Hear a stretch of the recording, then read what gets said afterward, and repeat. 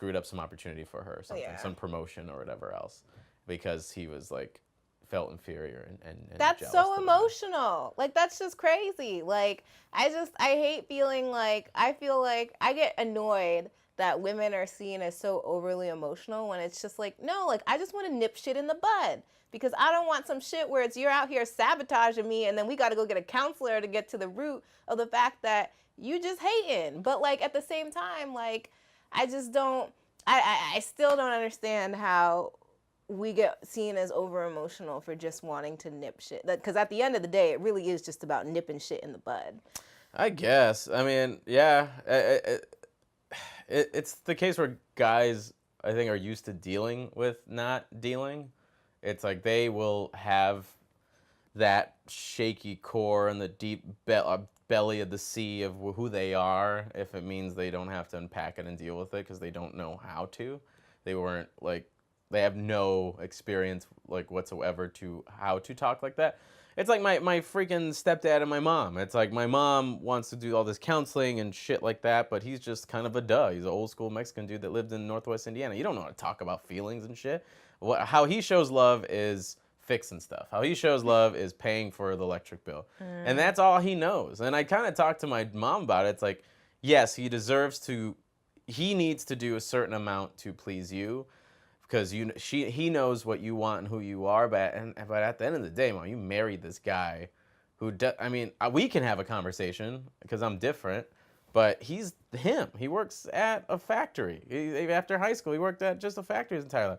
He doesn't have that background. So, I mean, in a way, you have to understand how he loves and how he deals with things. And it is frustrating and it's dumb. And yeah, that's understandable. But that's his way of showing love. And it's not about talking about emotions because his dad never did it. And his dad before him never did it. And, it's just the case where we don't know how to do those things.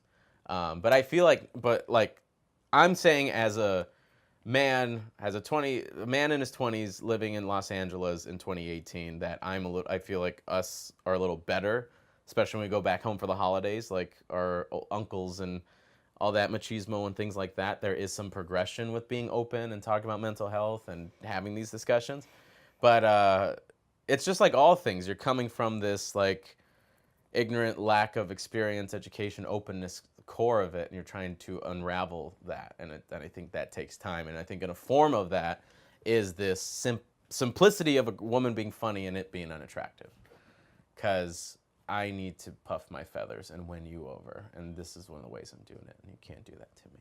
But I think it's just like, I don't know, because like I said, like I'm someone that like in some ways like I kind of like I like having like I like it to be more of like a share in the power play rather than someone just like dominating in terms of like hitting on me and like winning me like I'm a prize. Like no, like I think that it should be more of like a mutual vibing thing and more so like a going back and forth.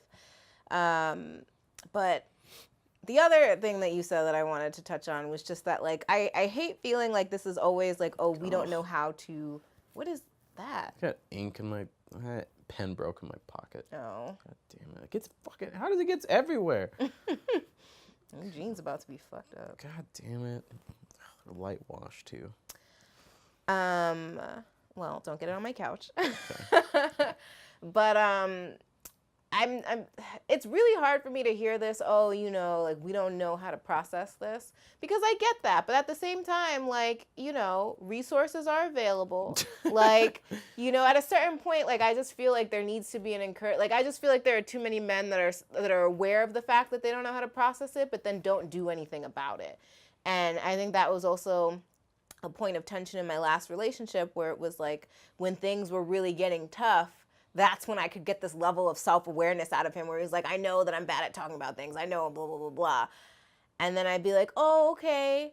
And then a week later, it'd be back to the same thing. Like, he's still doing the same thing. And I'm just like, all right, like, this is just... Well, that's going to take time. I mean, step one is admitting the fact that you have a problem. And then the eventual change. I mean, he's gonna have to want to. That's my thing is that I just don't feel like enough guys want to. Like, I feel like we're at the place now where guys are willing to acknowledge their flaws, But like, how do we get to that point where y'all actually do something about it? How about you take the L and hope better for the next generation? How about that? And leave us the fuck alone. How about that? How about that? Just be happy that I'm acknowledging the fact that I have a problem. No. And I'll see you next generation. Let's hope better for our kids. This is why I'm gonna so I can watch my fucking TV and stop talking about your problem. I'm gonna be a cat lady. It's fine. Oh my goodness. But cat lady with a vibrator. It'll be great. There you go. I want sex robots. I'm all about that. I will gladly have my sex robot and never have to deal with that. Set to stop talking about feelings mode. Engaged, Eli. There you go. Don't worry about it.